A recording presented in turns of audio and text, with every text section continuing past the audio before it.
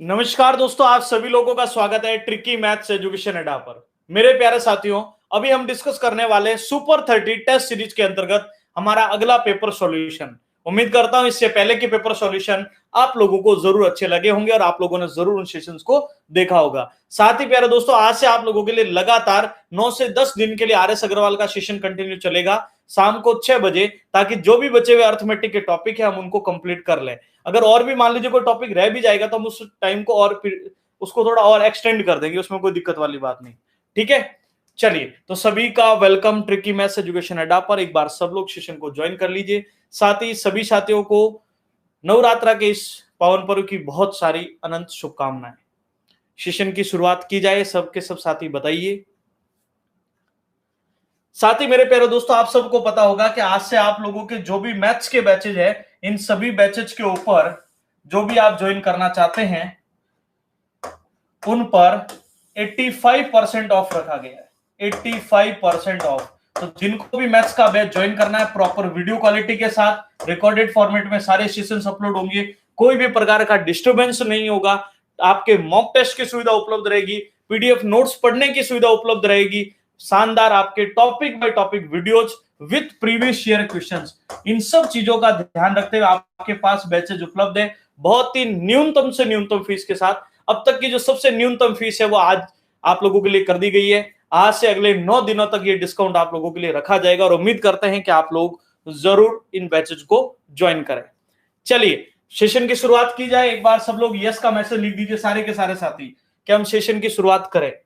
साथ ही जो विद्यार्थी एसएससी सीजीएल की तैयारी कर रहे हैं उनके लिए SSC CGL championship and academy की तरफ से उसको ज्वाइन कर सकते हो, बिल्कुल फ्री है ये। आप लोग टेस्ट जिनको देना है मॉक टेस्ट की तरह से, ये फ्री है एक तरह से। ठीक है, स्कॉलरशिप टेस्ट है, प्राइज वगैरह आपको इसमें मिलेगा। कब होगा? ग्रुप स्टेज 1 23 अक्टूबर को, ग्रुप स्टेज 2 24 अक्टूबर को, फिनाले 1 नवंबर को होगा। इसका लिंक मैंने डिस्क्रिप्शन में प्रोवाइड कराया है, जहां से आप इसको फ्री टेस्ट को दे सकते हैं एसएससी सीजीएल के जो भी विद्यार्थी है उनके लिए। ठीक है, ये आप लोगों के लिए ग्रुप स्टेज 1 में किसका टेस्ट होगा? रीजनिंग और जनरल अवेयरनेस। और ग्रुप स्टेज 2 में होगा क्वांट और इंग्लिश का। नेगेटिव मार्किंग रहेगी, 50 क्वेश्चन 30 मिनट।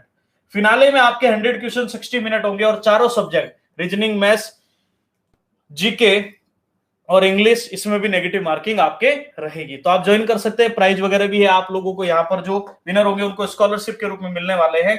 ठीक है, ग्रुप स्टेज 1 में फर्स्ट रैंकर को 5000, फिर 2500 1000, second third and fourth fifth को।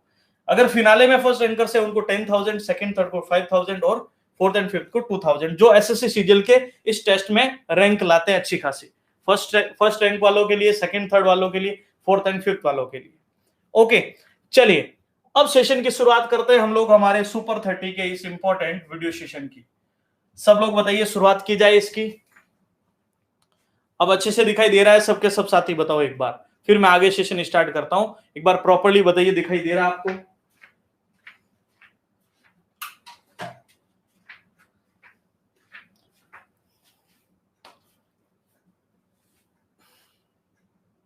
क्लियर है सभी को?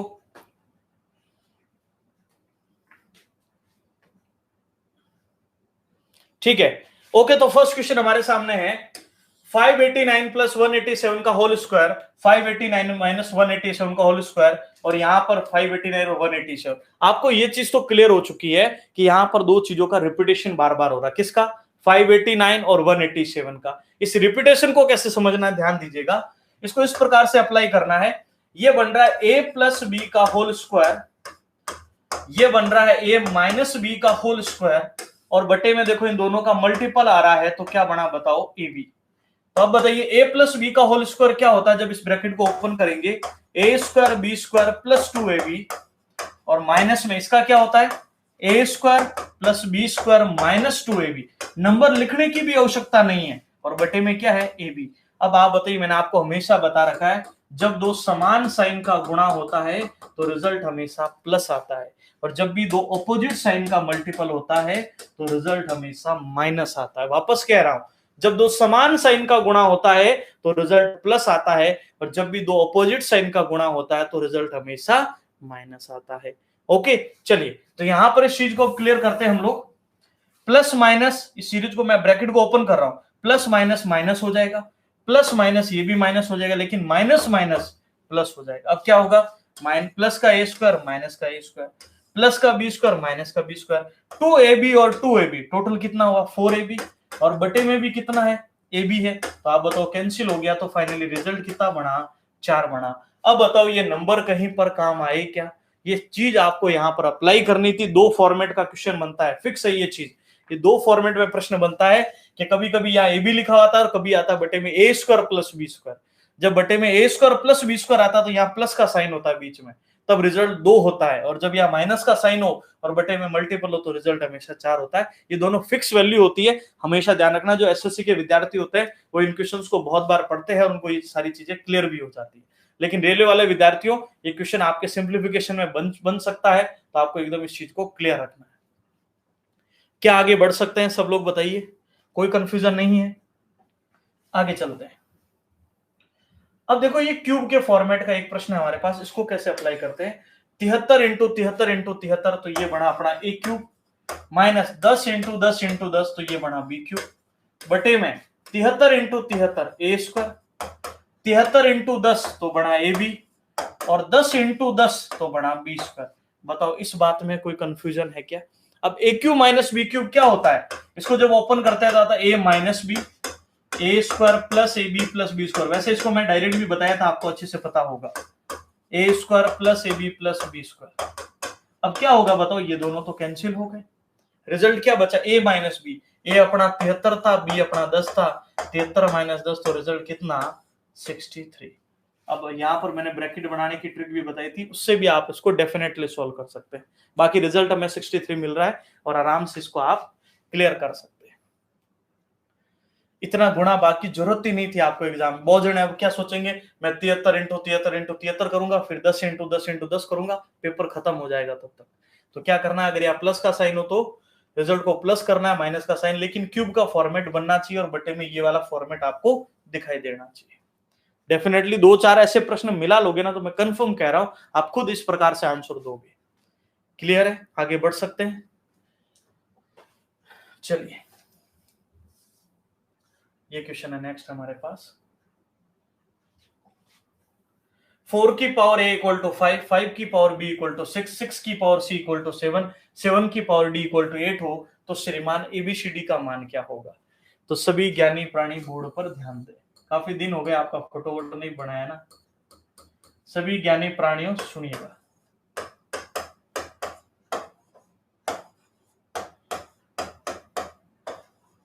चलिए यहां पर ध्यान दीजिए, 4 की पावर a इक्वल टू 5, 5 की पावर b इक्वल टू कितना है 6, 6 की पावर c इक्वल टू कितना है 7, और 7 की पावर d इक्वल टू कितना है 8 है। अब आप बताओ, मैं जहां भी 5 दिखे उसकी जगह 4 की पावर 1 लिख सकते हैं ना, जहां भी 5 हमें दिखे वहां 4 की पावर a लिख सकते हैं। तो हम क्या करेंगे, इस चीज को इसमें अप्लाई करेंगे, बस इतना सा प्रोसीजर।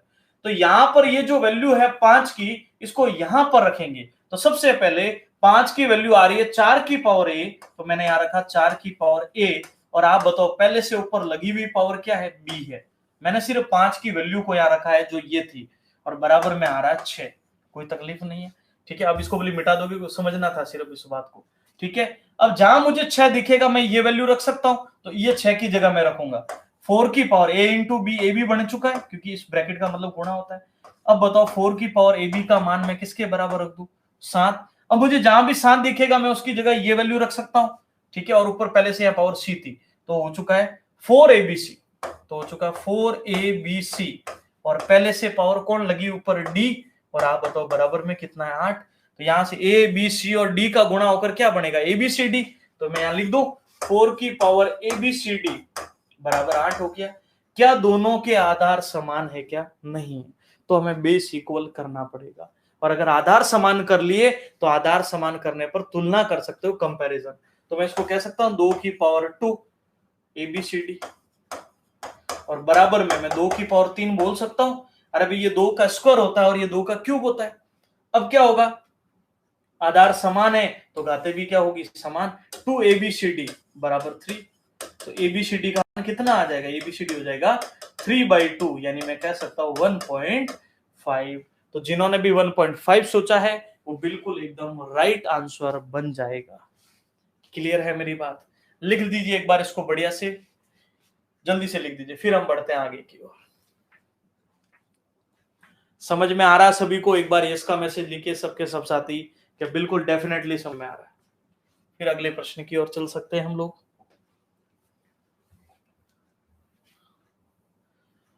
अब ये क्वेश्चन है हमारे पास next one, 1 into 2, 2 into 3, 3 into 4 up to 99 into 100। ये हमारे पास मल्टीपल्स में देखिएगा, 1 इंटू 2 करते हैं तो 2 आता है, प्लस 2 इंटू 3 करते हैं तो 6 आता है। अब एक चीज को समझिएगा, इस 2 इंटू 3 किया तब भी 6 आएगा, 1/2 माइनस 1/3 करोगे तो आप बताओ एलसीएम क्या पड़ा? 6। 2 से कटेगा 3 बार, 3 से कटेगा 2 बार, तो ये भी आया 1/6। मतलब हम इस फॉर्मेट को ऐसा लिख सकते हैं। ये दोनों की दोनों चीज क्या होती है? समान होती है।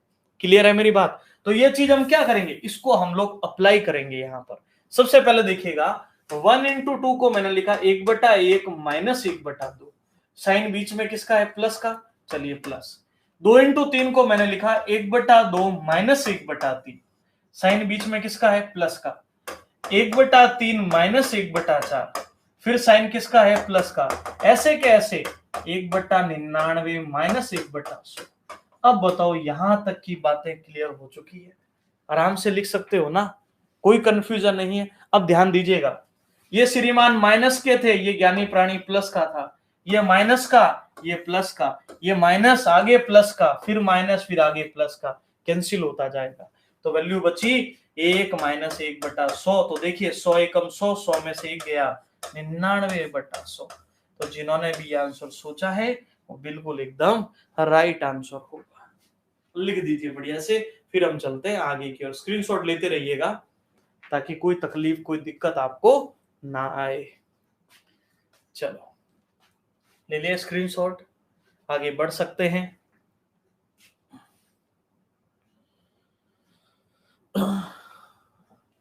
चलिए यहां पर हमारे पास है नेक्स्ट, ये किससे विभाज्य है? इसके लिए मुझे ऑप्शन लिखने पड़ेंगे और मैंने बोला जहां जहां ऑप्शन की जरूरत होगी मैं लिख दूंगा। इसके लिए आपके ऑप्शन ऐसे लिखने हैं, एक है ऑप्शन 3, एक है 10, एक है 11 और एक है 13। ये क्वेश्चन है हमारा। 4 की पावर 61, 4 की पावर 62 प्लस 4 की पावर 63 और 4 की पावर 64 किससे विभाज्य होगी? हमारे पास ये नंबर से 3 होगी, 10 होगी, 11 से होगी या 13 से होगी। तो सबसे पहले हमें क्या करना, ध्यान दीजिएगा, 4 की पावर 61 को हम ले लेंगे कॉमन। क्या ले लेंगे? कॉमन। ये पूरा कॉमन आ गया तो यहां तो एक ही बचा, यहाँ 62 थे, 61 कॉमन आ गया तो मैं कह सकता हूं 4 की पावर 1 बच गई। यहाँ 61 कॉमन आ गया तो मैं कह सकता हूं 4 की पावर 2 बच गई। और यहां से 61 कॉमन आ गया तो मैं कह सकता हूं 4 की पावर 3 बच गई। पहले बताओ ये समझ में आया कि नहीं आया? वापस रिपीट करता हूं, ध्यान दीजिएगा। देखिएगा, यहाँ 61 कॉमन आ गया तो यहाँ 1 बचा, यहाँ 61 कॉमन चला गया 4 की पावर, यहाँ तो सिर्फ 1 बचा और यहाँ 4 की पावर 1, और यहाँ पर 4 की पावर 2 और यहाँ 4 की पावर 3। कोई कंफ्यूजन नहीं है? अब ध्यान दीजिएगा क्या करना है। तो यहाँ 4 की पावर 61 है, इसको जोड़ लेते हैं, 1 प्लस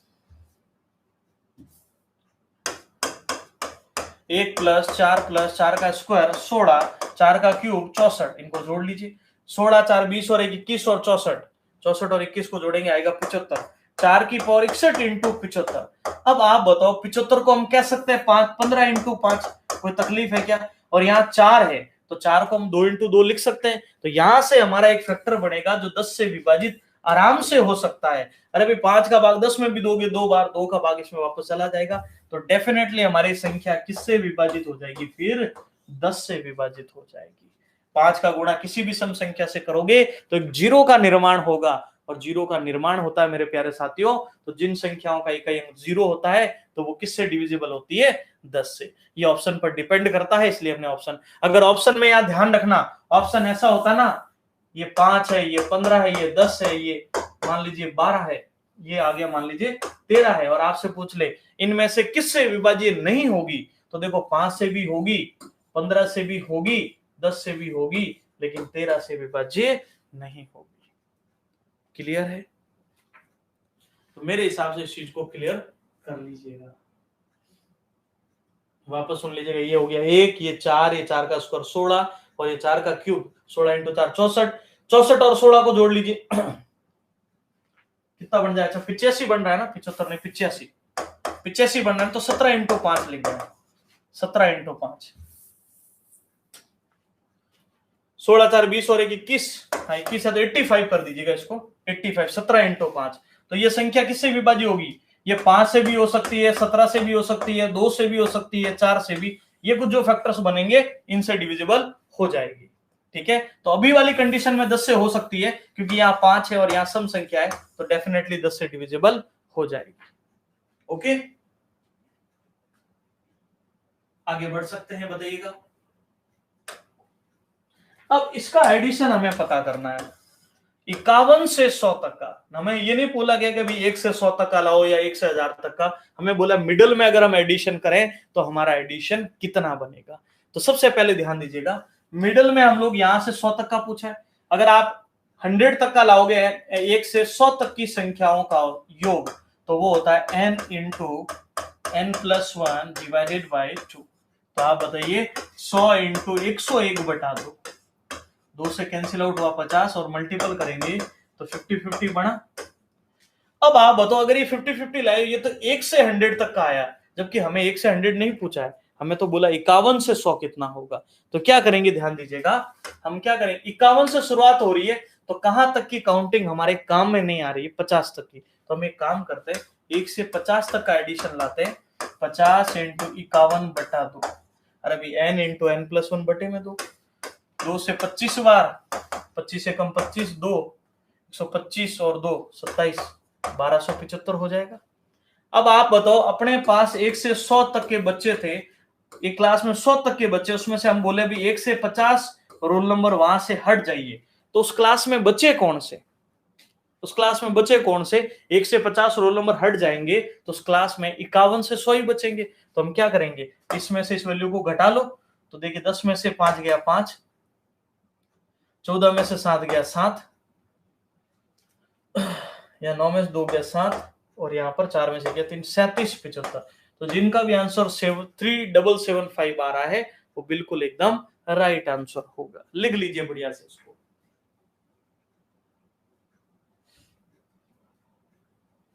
बहुत बढ़िया।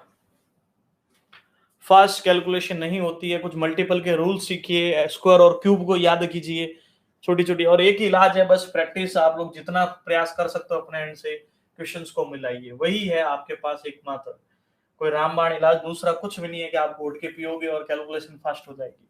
प्रैक्टिस करनी पड़ेगी, छोटे बड़े गुणा भाग सीखिए, कुछ स्क्वायर क्यूब याद करोगे तो चीजें बहुत आसान होती, ध्यान रखना।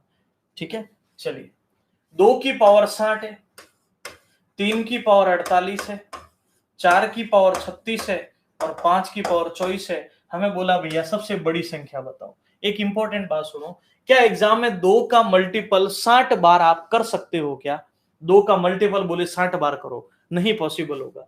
तो हम इसको ऐसे लिख सकते हैं, 2 की पावर 5 इंटू 12। आप कहोगे 12 क्यों लिखा? क्योंकि सब 12 की टेबल में आते हैं। 3 में हम ऐसे लिख सकते हैं 4 इंटू 12, तो 12 इंटू 5 60, 12 इंटू 4 48। 4 में हम लिख सकते हैं 3 इंटू 12, और यहां लिख सकते हैं 24 में 2 इंटू 12। अब आप बताओ, मैं भी मानता हूं 60 बार आप मल्टीपल नहीं कर सकते, लेकिन 5 बार तो मल्टीपल संभव है। तो देखिए 2 का गुणा 5 बार कर लीजिए, 2 दूनी 4, 4 दूनी 8, 8 दूनी 16 का डबल कितना 32। तो हम कह सकते हैं 32 की पावर 12। यहां देखिएगा 3 की पावर 4, 3 3 9 27 81, 81 की पावर 12। 4 का क्यूब 4 4 16 इंटू 4 64, 64 की पावर 12। और यहां देखो 5 का स्क्वायर 25 की पावर 12। अब आप ही बताइए मुझे, इनमें से सबसे बड़ा डिजिट आपको, सबसे बड़ी संख्या कौन सी दिख रही है? तो आप कहोगे 81 की पावर 12 ये सबसे बड़ी संख्या है। इसका मतलब 3 की पावर 48 हमारा मैक्सिमम संख्या होगी। क्लियर है? लिख लीजिए एक बार बढ़िया से इसको, फिर हम चलते हैं आगे की ओर। कोई कंफ्यूजन नहीं होना चाहिए मेरे हिसाब से अभी तक की बात में। क्लियर है?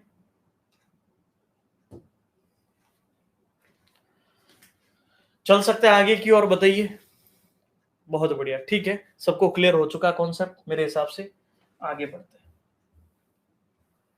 ये क्वेश्चन है हमारे पास, और ये क्वेश्चन आप लोगों ने जब भी सिंप्लीफिकेशन मिला है कोई भी बुक उठाई लीजिए, आपको ये क्वेश्चन जरूर सामने आया होगा अगर आपने सिंप्लीफिकेशन के प्रीवियस ईयर क्वेश्चन मिला है।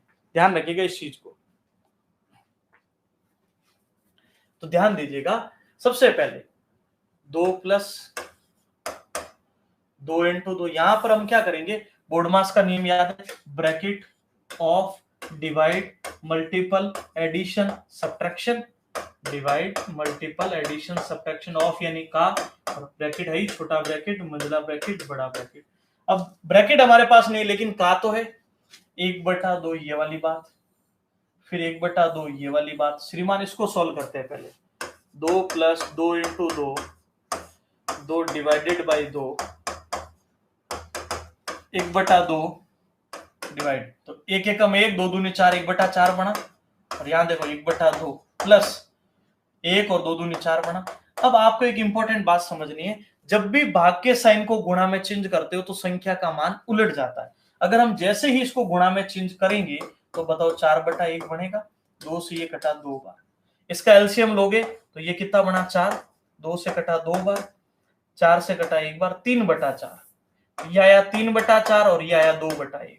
इसको हल कर लीजिए, पहले गुणा कर लीजिए, 2 दूनी 4, 2 प्लस 4, यहाँ भाग दे दीजिए, 2 का भाग 2 में 1 इंटू 2 2 होता है, तो मैं 2 लिख दूं भले सीधा। तो यहां से जब इनको सॉल्व किया तो हमारे यहाँ पर बना 6/2, 6/2 डिवाइडेड बाई, यहाँ 2/1 था, 2/1, 3/4 ऊपर जाकर 4/3 बनेगा। क्लियर है? तो 4 दूनी 8/3, तो 6/2 डिवाइडेड बाई 8/3। अब वही तरीका वापस मल्टीपल में चेंज करोगे, ये मान उलटता है, हमेशा ध्यान रखना। ओके, तो 6/2 इंटू कितना हो जाएगा 3/8। कितनी बार कैंसिल होगा जल्दी से बताओ, 2 से कैंसिल हो जाएगा 3, तो रिजल्ट क्या बन जाएगा 9/8। एक बार इसको रिवाइज कर देते हैं, वापस ध्यान दीजिएगा। 1 और 1/4 बना, जैसे इस भाग के साइन को गुणे में चेंज किया तो बाद वाली संख्या उलट जाती है 4/1, तो ये कैंसिल होकर 2/1। और यहां पर देखो 1/4 बना, तो एलसीएम 4, 2 से 2 बार और 4 से 1 बार, 3/4, 3/4 ऊपर जाकर क्या बना 4/3। और यहां से देखो पहले गुणा वाला सोल्व होगा तो 2 दूनी 4, 2 प्लस 4, यहाँ भाग वाला पहले सोल्व होगा तो 2 का भाग 2 में 1 बार और 2 एकम 2, तो इसका रिजल्ट 2 बना, और ऊपर वाले का रिजल्ट 4 और 2 6 बना, तो 6/2 डिवाइडेड बाई 2/1 इंटू 4/3। अब यहां ध्यान देना, इसको 6/2 इंटू 4/3 है, इसको फाइनली आप सोल्व करते हो 1/2 बन जाएगा।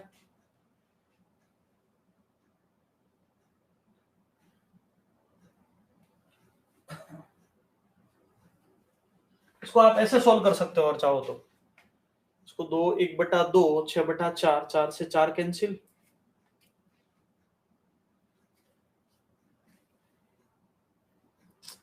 एक मिनट, अच्छा 2/1 3/4 8/3, और इसको चेंज करेंगे तो 3/8।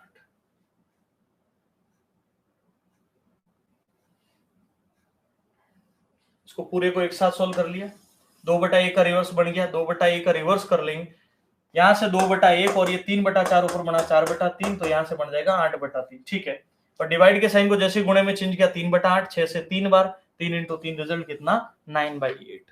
लिख दीजिए एक बार इसको, आगे बढ़ सकते हैं। अब ध्यान दीजिएगा, नेक्स्ट वन हमारे पास क्या है, कुछ कृषि श्रमिकों की औसत वार्षिक आय एस है। कृषि श्रमिक है, वो कह रहे हैं हमारी औसत आय कितनी है एस है, और अन्य श्रमिकों की औसत आय टी है, अन्य श्रमिकों की औसत आय टी है।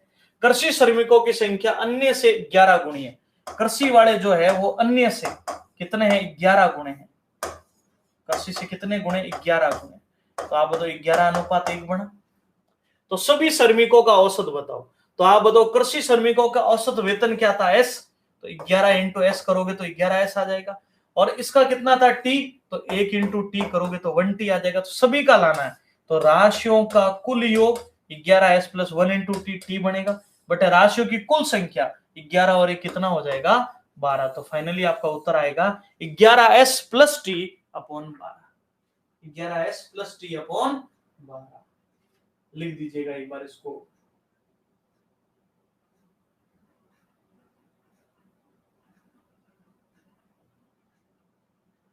लिख दीजिए जल्दी से। क्लियर है सभी को? अगला क्वेश्चन देखिए। ऐसे क्वेश्चन एग्जाम में बहुत बार सेम के सेम प्रिंट हो चुका है ये वाला। x का औसत y स्क्वायर है, तो पहला आप योग लाओ तो x इंटू वाई स्क्वायर बन गया। y का औसत x स्क्वायर है, तो योग लाओ तो बन गया y x स्क्वायर। तो हमें बोला सभी का औसत लाओ, तो सबको जोड़ लीजिए। X Y square plus Y X square, राशियों का कुल योग बटा कुल संख्या। एक्स वाई मत लिख देना, एक्स प्लस वाई लिखना। ये तो होगी दोनों का कुल योग बटा ये होगी दोनों की कुल संख्या। तो अब इसको सॉल्व करेंगे एवरेज पता करने के लिए। X Y square plus Y X square बटे में क्या आ रहा है, एक्स प्लस वाई। इसमें भी एक्स वाई है, इसमें भी एक्स वाई है, तो मिनिमम पावर हमेशा क्या आती है, कॉमन आती है। तो सबसे पहले यहां पर कॉमन आ चुका एक्स वाई। एक्स कॉमन ले लिया, वाई दो थे तो यहाँ वाई एक बच गया। यहां से वाई कॉमन ले लिया, एक्स दो थे तो एक एक्स बच गया, और बटे में एक्स प्लस वाई। तो ये x प्लस वाई, ये y प्लस एक्स दोनों कैंसिल हो जाएंगे, क्योंकि 4 प्लस 5 को या 5 प्लस 4 एक ही चीज होती है। तो रिजल्ट हमारा फाइनली क्या बन जाएगा, एक्स वाई। लिखिए इसको जल्दी से एक बार।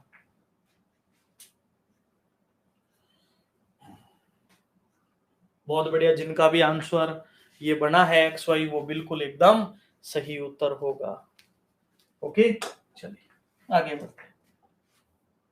ये बहुत अच्छा क्वेश्चन है, और इसमें भी दिक्कत आई होगी जब आपने इसको मिलाया होगा। देखिए, पूरे पृथ्वी की भूमि, पूरे पृथ्वी की जो भूमि है और जल का अनुपात, जल का अनुपात कितना है, 1:2। और उसमें से उत्तरी गोलार्ध, उत्तरी गोलार्ध का क्या अनुपात है, उत्तरी गोलार्ध में भूमि और जल कितना है, 2:3। और अब हमें बोला है भैया दक्षिण में कितना होगा, ये आपको पता है। यहाँ भूमि कितनी होगी और जल कितना होगा। ध्यान दीजिएगा, बहुत सरल तरीके से मैं सोल्व कराऊंगा।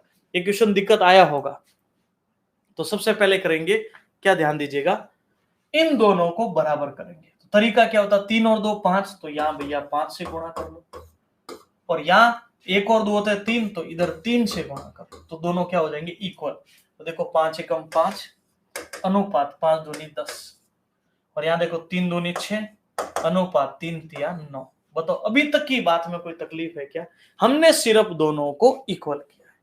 अब एक काम की बात सुनिएगा, ध्यान दीजिएगा, ये भूमि पृथ्वी की जो बात है वो दोनों को मिलाकर डबल होगी इससे। तो एक काम और करना होता है, सिर्फ पहले हमने दोनों को बराबर कर दिया, अब इसको हमें दुगुना करना पड़ेगा, क्योंकि इसमें उत्तरी भी होगा दक्षिणी भी दोनों मिला के। तो 5 इंटू 2 ये हो जाएगा 10, और 2 इंटू 10 ये हो जाएगा 20। तो ये टोटल पृथ्वी है, और पृथ्वी में से उत्तरी गोलार्ध कितना है, 6:9। अब हम दक्षिण बताएंगे। 10 में से 6 अगर उत्तरी गोलार्ध में है, तो दक्षिण में भूमि कितनी हो जाएगी, 4। और 20 में से अगर 9 उत्तरी गोलार्ध में जल है, तो इधर कितना हो जाएगा, 11। तो जिनका भी आंसर 4:11 बन रहा है, वो बिल्कुल एकदम राइट आंसर बनेगा। लिख लीजिए एक बार इसको, 4:11।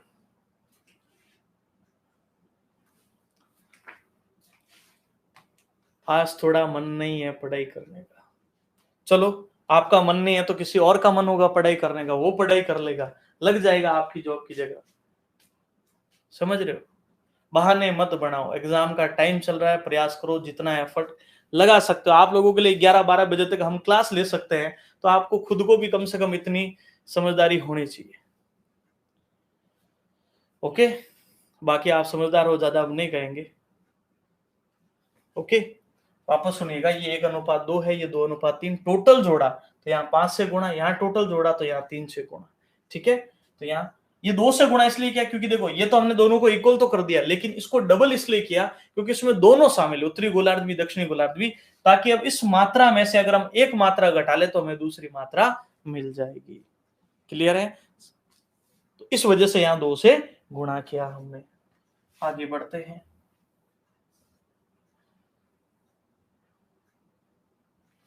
चलते हैं आगे की ओर।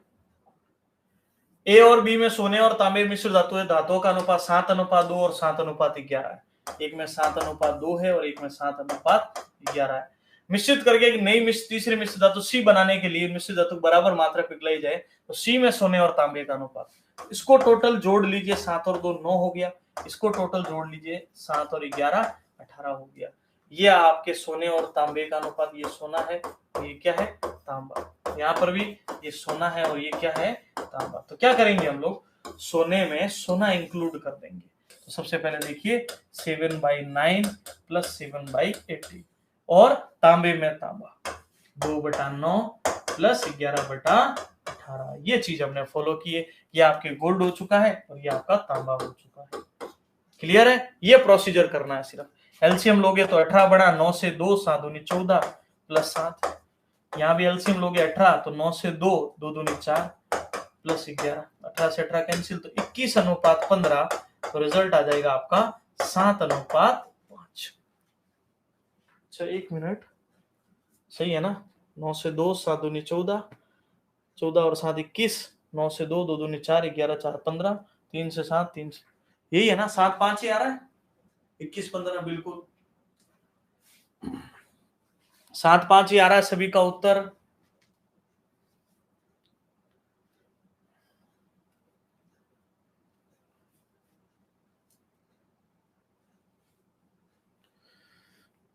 एलिगेशन क्यों लगाओगे भाई? एलिगेशन की जरूरत ही नहीं पड़ रही, एलिगेशन क्यों लगाओगे?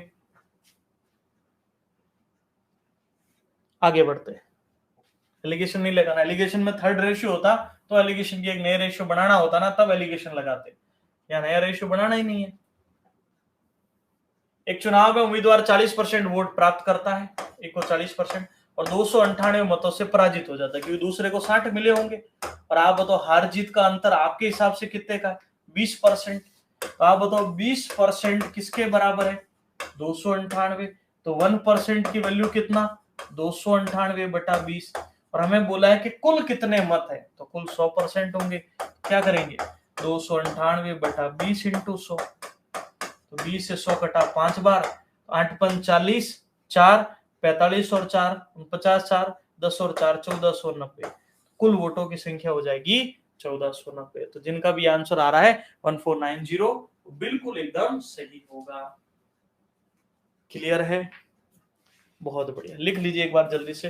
ये 20 कहां से आया? ये 20 इन दोनों के बीच का डिफरेंस है। 40 एक को मिले तो दूसरे को 60, हार जीत का अंतर 20 का। आप 20% कह रहे हो, क्वेश्चन कितने का कह रहा है? 298। तो 1% की वैल्यू और 100% की वैल्यू आपने फाइंड आउट कर ली। ओके, क्लियर है? अब चलते हैं हम लोग आगे की ओर। नेक्स्ट क्वेश्चन हमारे पास ये है।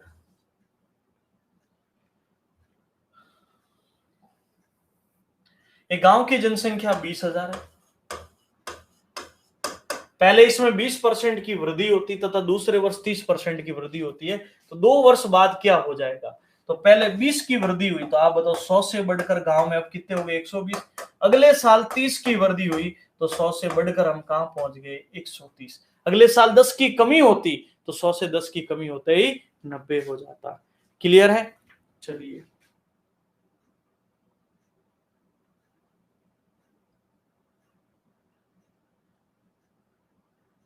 एक मिनट रुकिएगा ना।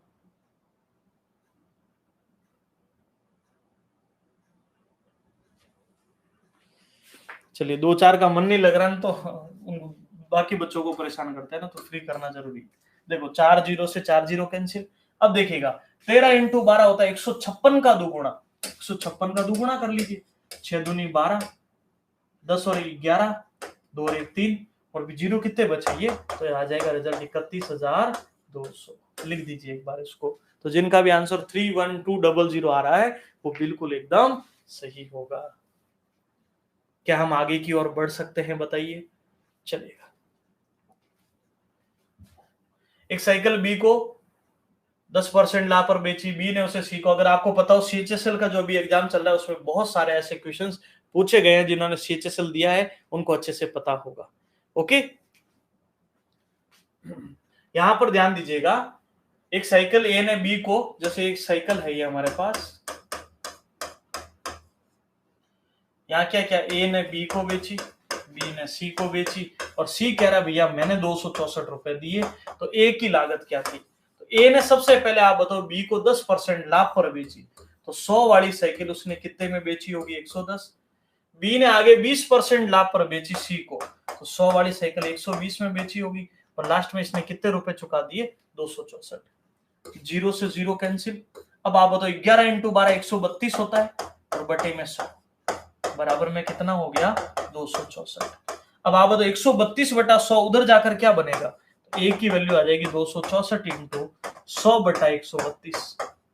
ये वैल्यू कैंसिल हुई 2 बार, तो रिजल्ट आ गया 200। 200 आप लोगों का रिजल्ट बनना चाहिए। क्लियर है? बहुत बढ़िया। जिनका बबलू कुमार, नरेश शर्मा, आर के रोशन, गीता देवगाम, बहुत पुराने विद्यार्थी हो आप, रानी चौहान, मनीषा कुमारी, मंतोष गुप्ता, सुजीत कुमार, उमाकांत जांगीर, बहुत बढ़िया। ठीक है, आगे बढ़ते हैं फिर।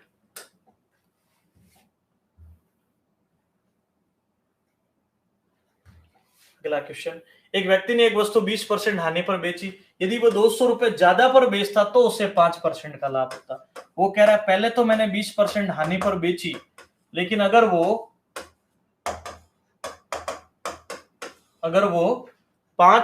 200 रुपए अधिक में बेचता तो उसे 5% का लाभ होता। तो 20 की हानि 5 का लाभ, तो आप बताओ गैप कितने का पड़ा? वैसे डायरेक्ट लिख देना चाहिए, लेकिन फिर भी सिखा देता हूं।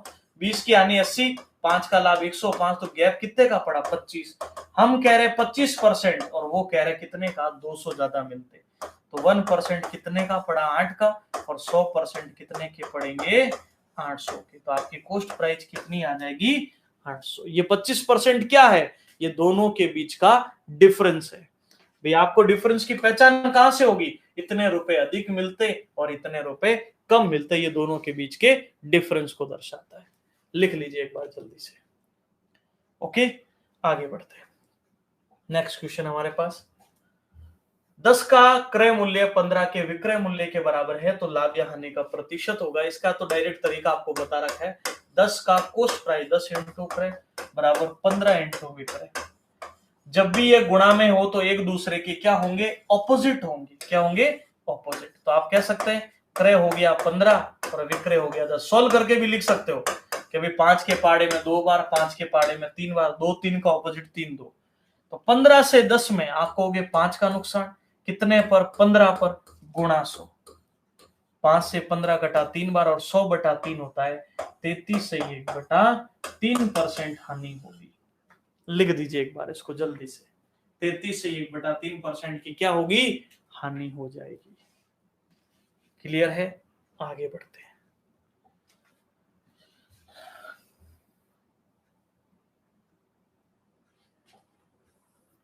एक राशि साधारण ब्याज की किसी दर पर 4 वर्षों के लिए उधार दी गई, यदि 3% अधिक दर होती तो इस पर 1440 रुपए अधिक मिलते, तो राशि कितनी थी?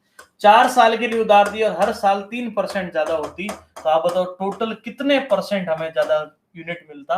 12%, क्योंकि हर साल 3% इंक्रीज हो रहा है। हम कह रहे हैं 12% अधिक होता और वो कह रहे हैं 1440, तो अपना 1% कितने का पड़ा? 120 का, और हमारे 100% की वैल्यू 120 इंटू 100 कर लेंगे तो रिजल्ट आ जाएगा 12,000। लिख लीजिए एक बार इसको। हो जाना चाहिए 12,000, कोई दिक्कत नहीं है। वापस सुनिएगा, एक साल में अगर 3% ज्यादा है तो भैया अगले साल भी 3% अधिक, उससे अगले साल भी 3% अधिक, उससे अगले साल भी 3% अधिक। तो आप मुझे बताओ हमें टोटल कितना प्रॉफिट हुआ? 12% का। हम कह रहे हैं भैया हमें जो भी ब्याज मिल रहा था हमें 12% एक्स्ट्रा ब्याज मिलेगा, और वो कह रहे हैं नहीं भैया आपको तो 1440 एक्स्ट्रा मिलेंगे। तो अपने 1% 120 का और अपने 100% 12,000 का। क्या मेरी बात समझ में आ चुकी है? ओके, आगे बढ़ते हैं।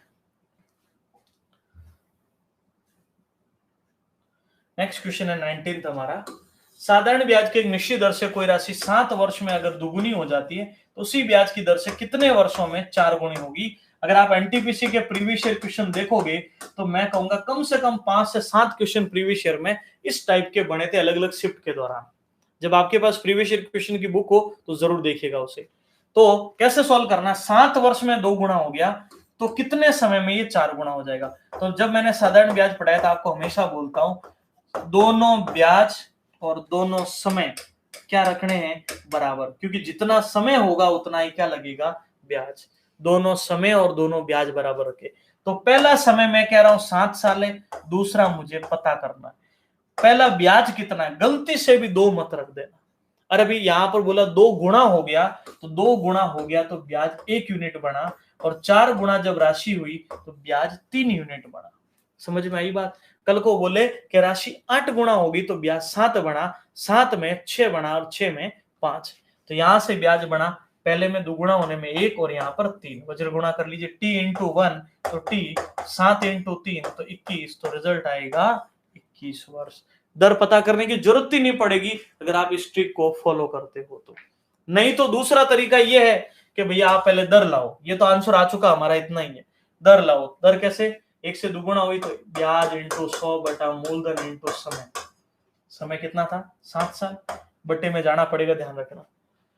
ब्याज इंटू 100 बटा मूलधन इंटू समय हो गया, तो 100 बटा 7 हमारी दर आई, 100 बटा 7%। दूसरे वाले में रखो ब्याज इंटू 100, क्योंकि ब्याज 3 है, बटे में मूलधन इंटू 100 बटा 7, तो 100 से 100 कट जाएगा, 7 इंटू 3 रिजल्ट 21। यह प्रोसेस करना पड़ेगा अगर इसको फॉलो नहीं करते हो। एक बार मैं और समझाता हूं, ध्यान दीजिएगा, अच्छा प्रश्न है, इसको मिटा देता है ना ताकि कंफ्यूजन ना हो। समझिएगा, 7 वर्ष में कोई राशि दोगुना हो गई तो कितने टाइम में वो 4 गुना होगी। दुगुना होने में 1 यूनिट ब्याज कमाया, और 4 गुना जब हुई तो 3 यूनिट ब्याज कमाया, क्योंकि 1 रुपया आपने खुद उधार दिया था। पहला समय 7 है, दूसरा पता करना, पहला ब्याज 1 है, दूसरा 3 है। 7 इंटू 3 21, टी इंटू 1 टी, तो रिजल्ट आ गया 21 वर्ष। ओके, मेरे हिसाब से अब कोई तकलीफ किसी ज्ञानी प्राणी को नहीं आनी चाहिए। ओके,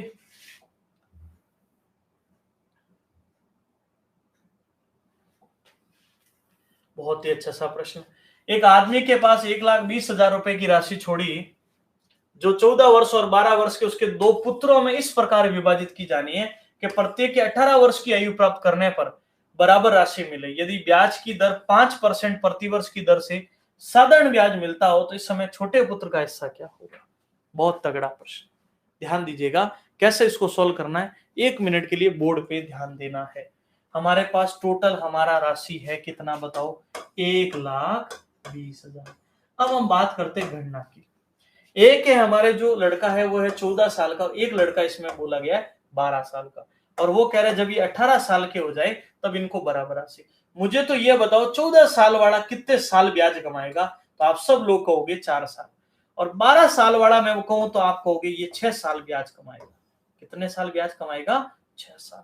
तो हम क्या करेंगे, तो 14 साल वाला पहले पुत्र पर, पहले का मूलधन हमें नहीं पता है, लेकिन पहले ने ब्याज कितने साल कमाया, 4, ब्याज की दर कितनी थी, 5। तो देखो पहले का मूलधन हमें नहीं पता है, मूलधन इंटू दर इंटू समय बटा 100 बराबर में रखना है। दूसरा पुत्र जो छोटा है ये बड़ा हो जाएगा, और ये क्या हो जाएगा, छोटा। इसने कितने साल ब्याज कमाया, 6, दर तो इसके लिए भी तो 5 ही है ना, दे रखा प्रश्न में, बट्टे में 100। मुझे बता सकते हो हमने दोनों को बराबर क्यों रखा।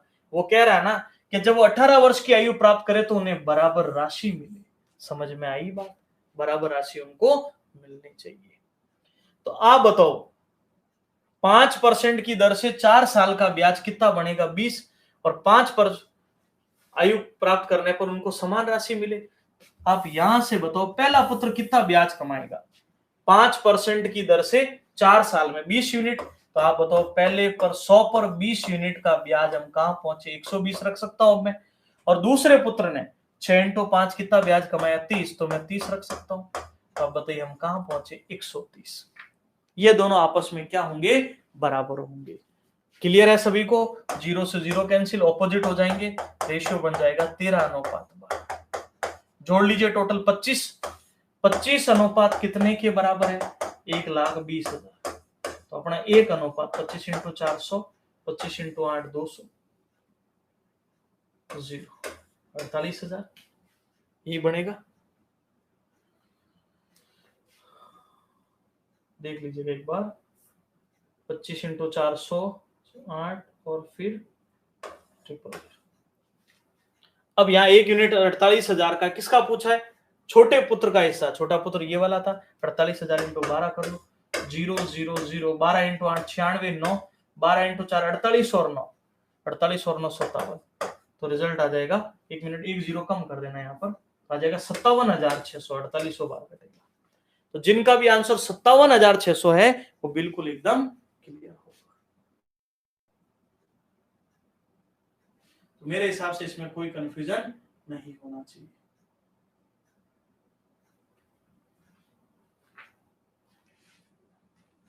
आगे बढ़ते हैं, आराम से कर सकते हो, बड़े पुत्र की भी बता सकते हो। कैसे बताओगे? अगर पूछ ले भी बड़े पुत्र की वैल्यू बताओ तो 4800 का गुणा 13 से कर देना, और जब इन दोनों को जोड़ोगे तो वापस 1,20,000 आ जाएगा। ठीक है, एक बार मैं रिपीट कर देता हूं, जिनको समझ में नहीं आया ध्यान देना, समझिएगा। भाई इसने 4 साल ब्याज कमाया, इसने 6 साल कमाया, दर क्या थी हमारे पास 5। भाई 4% से अगर आप 5 साल का ब्याज कमाओगे तो 20%। अब आपको गुरुजी फिर यहाँ 120 क्यों रखा? 100 रुपए पर अगर आप 20 का ब्याज रखोगे तो 120 आएगा। तो वो राशि बराबर मिलनी चाहिए, ब्याज बराबर नहीं बोला, उन्हें बराबर राशि मिलनी चाहिए। तो पहले वाला 120 का ब्याज, पहले का मिश्र धन दूसरे के मिश्र धन के क्या होना चाहिए? बराबर। ये 120 क्यों आया? क्योंकि इसने 20 ब्याज कमाया। इसके 130 क्यों आया? क्योंकि इसने 30 यूनिट ब्याज कमाया। और जब ये गुणा में है तो एक दूसरे की क्या हो गई? ऑपोजिट। टोटल जोड़ा तो हम कह रहे हैं 25 यूनिट, वो कह रहे हैं 1,20,000। तो अपना एक यूनिट पड़ा 4800 का, और अपने यहां से 12 यूनिट लाने थे तो 57,600। अब मेरे हिसाब से समझ में आना चाहिए। आगे बढ़ते,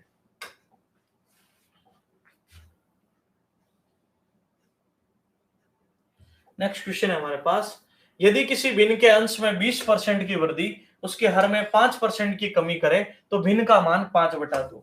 अंश में 20 की वृद्धि तो हम कहां पहुंचे? 120।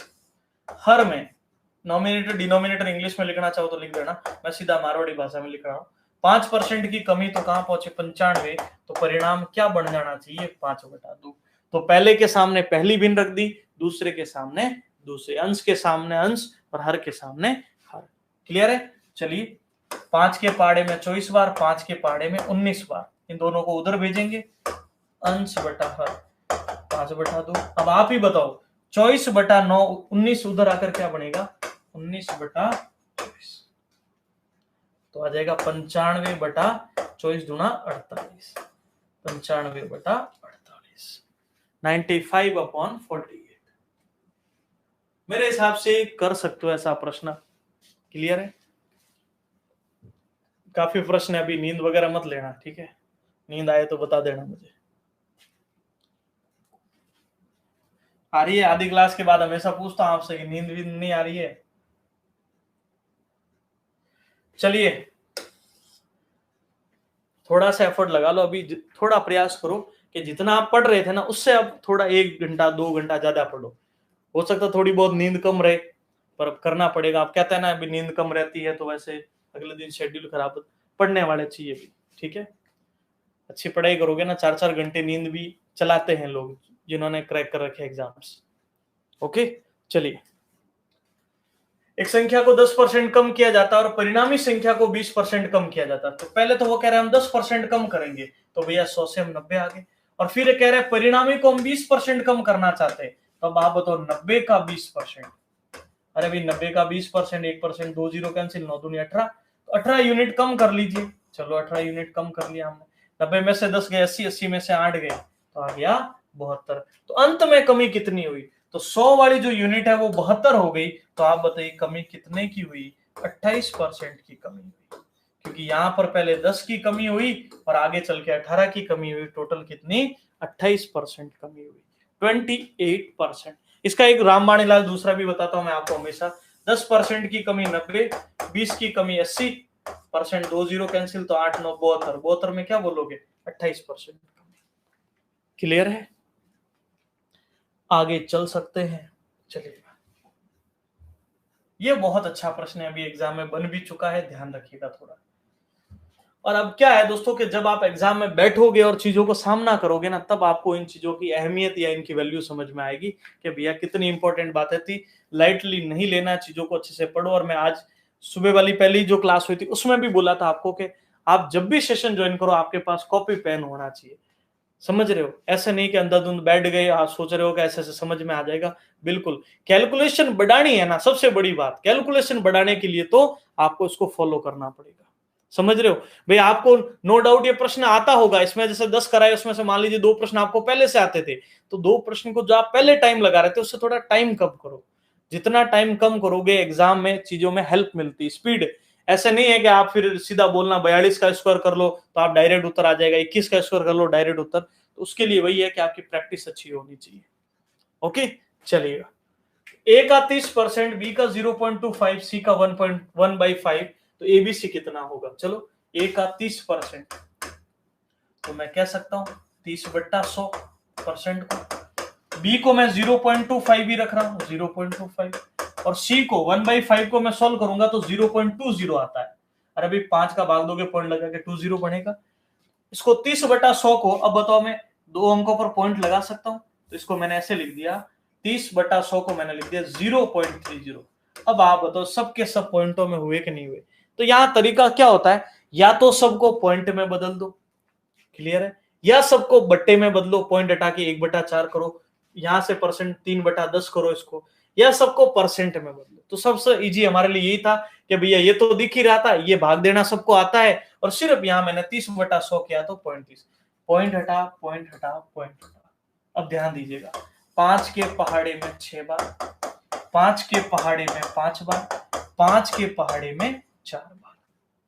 अब हमें एबीसी का मान लाना है, तो सभी ज्ञानी प्राणियों ध्यान से सुनना, जब ये मल्टीपल में होते हैं तो क्या होते हैं बताओ? एक दूसरे के होते हैं। क्लियर है कि नहीं है, कि भूल चुके हो?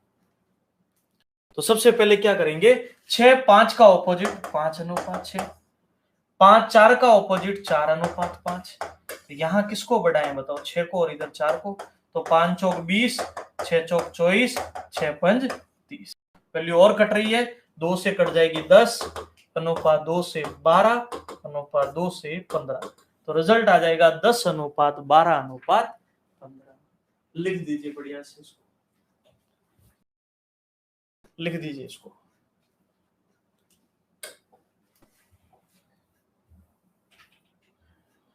अगला क्वेश्चन क्लियर करते हैं हम लोग।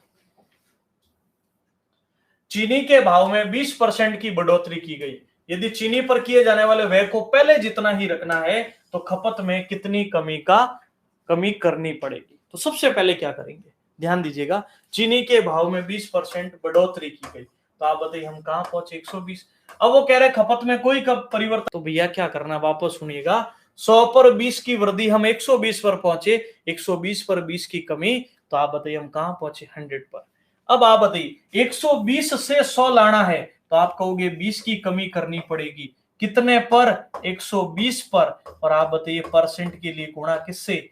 100 से। अगर आपको पता हो, मैं हमेशा बोलता हूं, जब भी बोले ना पहले जितना ही रखना है, यथावत रखना है, पूर्ववत रखना है, वही रखना है, कोई परिवर्तन नहीं करना है, तब आपको इस कंडीशन को फॉलो करना है। समझ रहे हो? उसका खर्च वही रहे, यथावत रहे, पूर्ववत रहे, कोई परिवर्तन ना हो, अपरिवर्तित रहे, या बोला जाता है आयत की लंबाई इतनी बढ़ गई, चौड़ाई कितनी कम करे कि क्षेत्रफल वही रहे। ओके, तो प्यारे दोस्तों यहां से सुनिएगा, 20 से 120 कितनी बार कटा? 6 बार, और 100/6 50/3, तो रिजल्ट आएगा 16 से 2/3%। लिख लीजिए सभी ज्ञानी प्राणी। कोई तकलीफ, कोई दिक्कत अभी तक मेरे हिसाब से आपको नहीं होनी चाहिए। एक बार इसका बढ़िया से स्क्रीनशॉट ले लो, फिर मैं आगे चलता हूं। अच्छा, ये टाइम ठीक है, डेटा मिल जाता 12 बजे। बिल्कुल। चलो, देखो कितनी सुविधाएं कर देते हैं आप लोगों की, आप तो समझते ही नहीं। चलो इधर ध्यान दो फिर। ए किसी काम को 12 दिन में कर सकता है, बी ए से 60% कुशल है, बी जो है ए से 60% अधिक कुशल है, बी ए से। तो ये जो श्रीमान 100 यूनिट होंगे, तो ये कह रहा भैया मैं 160 होऊंगा। ठीक है, अनुपात पता कर लो, 0 से 0 कैंसिल, 2 से 5 बार और 2 से 8 बार। अब ए कह रहा है ये तो किसका अनुपात है? क्षमताओं का। क्षमताओं का अनुपात 5:8 है, तो आप ही मुझे बताओ समय का अनुपात, तो वो एक दूसरे के क्या होंगे? विपरीत होंगे। कोई तकलीफ है? नहीं है। ध्यान दीजिएगा 5:5। अब ए कह रहा मेरा 8 यूनिट किसके बराबर है, 12 दिन के बराबर। तो 1 यूनिट कितने का पड़ा, 12/8। 4 के पहाड़े में 3/2। और हमें लानी कितने यूनिट है, 5 यूनिट। बी का पूछा तो बी के लिए 3/2 इंटू 5, तो 15/2 यानी कितने दिन लग जाएंगे उसको, 7.5 दिन। तो जिनका भी आंसर 7.5 बन रहा है इसके लिए वो बिल्कुल एकदम सही होगा। बहुत बढ़िया मनीषा कुमारी, गीता देवगाम, आपका उत्तर एकदम सही आया है। अर्जुन आर्मी सोल्जर, आपका भी उत्तर सही। अजय शर्मा बहुत बढ़िया, बहुत पुराने विद्यार्थी अजय शर्मा आप। गोविंद चाहर, आपने भी सही बताया एकदम। अशोक मेहरा एमपी से, बहुत बढ़िया। प्रदीप, राकेश चौधरी बहुत बढ़िया। आशीष दुबे, उमाकांत जांगीड़, रवि पाराशरिया। उमाकांत आप भी पुराने विद्यार्थी लग रहे हो मुझे, काफी नाम याद तो रहते हैं पर अब चलो। मंतोष गुप्ता, प्रदीप, संजू मीणा, बहुत बढ़िया। चलिए ठीक है, आगे बढ़ते हैं फिर। वापस सुनिएगा, एफिशिएंसी 5/8 है तो टाइम 8/5 हो गया। 8 यूनिट अगर 12 के बराबर है तो 1 यूनिट 12/8, और हमें लानी 5 यूनिट है तो 5 से मल्टीप्लाई। ओके चलिएगा आगे बढ़ते हैं। सारे वेरिएशन देखने को मिल रहे हैं, बस आप लोगों को बेहतर तैयारी की जरूरत है। जो चीजें पढ़ाई जा रही है थोड़ा प्रैक्टिस करते रहो, नई नई चीजों को सीखने का प्रयास करो। व्यय और बचत का अनुपात 5:8 है। तो आप बताओ, ये आय हो गई, ये व्यय हो गया, और ये बचत हो गई। देखो इन्होंने व्यय और बचत बोल दिया कि भैया व्यय 5 है, बचत 3 है, तो इनकम अब बताने की जरूरत नहीं, इनकम हमें खुद लिखनी पड़ेगी भैया, 8 यूनिट होगी। समझ में आई बात। अशोक मेहरा 3 साल से विद्यार्थी, बहुत अच्छी बात है। कमलेश आप भी ओल्ड विद्यार्थी हो, बहुत बहुत बढ़िया। अब सुनिएगा, फिर हमें बोला कि यदि उसकी आय में 12% और उसके व्यय में 15 की वृद्धि हुई तो बचत में क्या चेंज होगा। तो एक काम करते हैं, सबसे इजी तरीका आपको अगर बताएं, इसको 800 कर दो, इसको 500 कर दो, इसको 300 कर दो। अरे भाई मैंने 100 गुणा है तो क्या सबको, 8:5:3 का रेशियो काट कर देख लेना, वापस 8:5:3 ही आएगा। अब कहोगे ऐसा क्यों किया, ताकि हम परसेंट आराम से निकाल सके। 800 कमाए, 500 का खर्च हुआ तो 300 ही बचेंगे। 800 पर 12% की वृद्धि, तो देखो 800 का 12%, 12/100, 12 इंटू 8 कितना होता है, 96। तो 896 इनकम होगी। खर्चा 15% बढ़ा, तो आप ही बताओ 500 का। वैसे मैं डायरेक्ट सिखा रखा पहले, लेकिन फिर भी नए विद्यार्थियों के लिए सिखाता रहता हूं साथ में। 15 इंटू 5 75, 575। अब मुझे बताओ ये 300 कैसे आया था, 800 में से 500 हटाए तो 300 बचा। अब हम क्या करेंगे, इसमें से ये घटाएंगे, 6 में से 5 गया 1, 9 में से 7 गया 2, 8 में से 5 गया 3। अब मुझे बताओ, पहले हमारी बचत 300 होती थी, अब हमारी बचत 321 हो रही है। क्या मुझे बता सकते हो बचत में कुछ चेंजेस हुआ। तो आप सब लोग एक बात कहेंगे कि 21 की वृद्धि हुई, हुई ना वृद्धि 21 की। कितने पर वृद्धि हुई, 300 पर। एक ज्ञान की बात सुन लीजिएगा, हमेशा वृद्धि या कमी पुराने अंक पर देखी जाती है। वृद्धि या कमी किस पर देखी जाती है, पुराने पर। परसेंट के लिए हम गुणा किससे करें, 100 से। 3 का भाग 21 में, तो आप बताओ हमारा वृद्धि कितने परसेंट हुई, 7%। तो जिस प्राणी ने 7% सोचा है वो बिल्कुल एकदम राइट आंसर होगा। लिखिए बढ़िया से इसको। कोई तकलीफ नहीं है ना अभी तक में।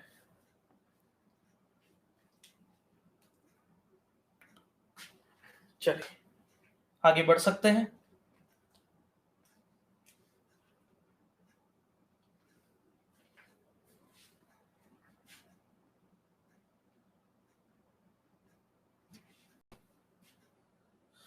चलिए अगला प्रश्न।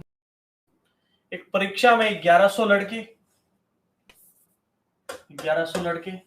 तथा 900 लड़कियां हैं ने भाग लिया। उसमें से 50% लड़के और 40% लड़कियां परीक्षा में पास हुए, तो परीक्षार्थियों का फेल परीक्षार्थियों का प्रतिशत लाओ। तो देखो ये 1100 बॉयज है और ये 900 कौन है, गर्ल्स है, और ये कौन है, बॉयज है। अब ये कह रहे हैं बॉयज 50% क्या हो रहे हैं, पास। तो आप बताओ फेल भी तो कितने हुए, 50%। गर्ल्स कह रहे हैं 40% पास हो रहे हैं, तो आप बताओ गर्ल्स अगर 40% पास है तो फेल कितने परसेंट हुए, 60। अब हम डायरेक्ट फेल के बारे में ही पता करेंगे। समझ में आई बात। सबसे पहले हमें क्या करना है, 1100 का 50%, तो क्या करेंगे 1100 इंटू 50/100, तो ये आ जाएगा 550, कोई तकलीफ नहीं। गर्ल्स का 900 का 60% लाओ, तो 900 इंटू 60/100, मैं तो अभी डायरेक्ट लिख दूंगा, लेकिन आपके समझने के लिए एक एक स्टेप लिख रहा हूं। 9 इंटू 6 54, तो आपको हो गए 540, यानी 550 लड़के फेल हुए और यहां से 540 लड़कियां टोटल फेल बताओ, तो जोड़ लोगे तो आएगा 1090। इन दोनों को जोड़ेंगे तो आपको 1090 विद्यार्थी फेल हुए। विद्यार्थी में दोनों इंक्लूड होते हैं। कितने में से टोटल 1100 और 900, 2000 में से। और आप ही बताइए परसेंट के लिए मैं गुणा किससे करूं, 100 से। 000 से 000 109 का आधा कर लोगे तो रिजल्ट आएगा 54.5%। अगर फेल का पूछ पास का पूछ ले तो 100 में से इसको घटा लेना, तो पास की वैल्यू भी आ ही जाएगी। लिखिए बढ़िया से। चलो थोड़ी सी हिम्मत रखनी है, एक प्रश्न और बचा है, ठीक है। थोड़ा पानी वानी पी लो, 2 मिनट रुको बस।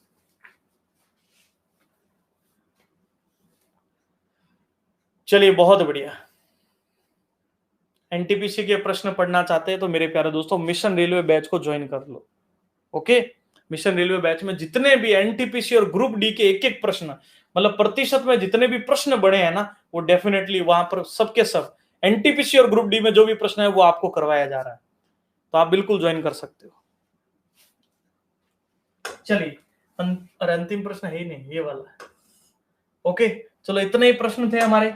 मैंने सोचा एक और स्लाइड है ना, इस वजह से। उम्मीद करता हूं कि आपको हमारा सेशन अच्छा लगा होगा। साथ ही आप लोगों के सभी बैचेज पर मैथ्स का बैच है जिनको ज्वाइन करना, देखो मैं ऐसा कोई आपकी जिम्मेदारी बनती है, अगर आप लोगों को इस फीस में मैथ्स के 6 महीने के लिए एक बैच उपलब्ध हो रहा है, पूरा कंटेंट लगभग 70% हर बैच में आपका कंटेंट उपलब्ध है। रीट की तैयारी शुरू करते हो तो रीट लेवल 1 के विद्यार्थियों के लिए पूरा कंटेंट उपलब्ध अपलोड हो चुका है। मतलब आज आप कोर्स लेते हो ना, आपको सिर्फ बैठकर पढ़ाई करनी है टॉपिक बाय टॉपिक। शिक्षण विद्या भी उसमें करवाई गई है रीट लेवल 1 के लिए। राजस्थान पटवार का पूरा कोर्स कंप्लीट हो चुका है, आप ज्वाइन करते हो तो सारे वीडियो एक साथ मिल जाएंगे। और बाकी जो भी बैचेज है उनमें भी 70-80% कोर्स कंप्लीट हो चुका है। चाहे आप यूपी पुलिस और एमपी पुलिस कंप्लीट हो चुके हैं, दिल्ली पुलिस चल रहा है रनिंग में, मिशन रेलवे और मिशन यूपीएससी रनिंग में चल रहा है, ठीक है। तो और लक्ष्य मैथ कंप्लीट हो चुका है, लक्ष्य रीजनिंग कंप्लीट हो चुका है। तो आपके पास मौका है ज्वाइन करने का, इतनी कम फीस आप लोगों के पास उपलब्ध है, ज्वाइन करने का एक मौका है। 6 मंथ की पूरी कंप्लीट फीस है, ये ध्यान रखिएगा, जिसमें आपको पूरा टॉपिक बाय टॉपिक डिस्कशन, उसका previous year discussion, PDF notes, mock test की सुविधा, वीडियो क्वालिटी चेंज करने की सुविधा, डाउनलोड करने की सुविधा, ये सब आपको प्रोवाइड हो रही है। अगर आपको लगता है कि वाकई में हम आपको समझाने में सक्सेस हो सकते हैं, सक्सेसफुल हो सकते हैं, तो आप सब लोगों का हमारे ऐप ट्रिकी मैथ्स की ऐप को डाउनलोड कर लीजिए, सभी का मोस्ट वेलकम है। बैंक रेलवे का मिक्स बैच कोई नहीं है, रेलवे का एक मिशन रेलवे चल रहा है, आप उसको ज्वाइन कर सकते हो। ओके, यूपी से है, रीट नहीं दी, यूपी से है, अगर आप रीट की बात एक बार विज्ञप्ति आने दो, वहां क्लियर होगा कि बाहरी राज्य का कोटा क्या चेंज किया इन्होंने, क्योंकि कुछ चेंजेस की बात चल रही है। हाँ बिल्कुल ठीक है, बिल्कुल मंटू कुमार वो सही है, एकदम निश्चिंत रहो आप। आज हाँ वो बेसिक वाली क्लास कल वापस 10 बजे से आएगी प्रॉपर, चिंता मत करो, ठीक है। 25 क्लासें हैं, वो सब रिपीट आपके रिवीजन हो रही है, निश्चिंत रहो। तो उम्मीद करूंगा कि प्रयास और जो छोटी सी कोशिश हम आप लोगों के लिए करते हैं वो कहीं ना कहीं आप लोगों के लिए सक्सेसफुल जरूर हो, और इस बार जो आपने ड्रीम जॉब सोचा है उसको अचीव करने में हमारी कोशिश सफल हो।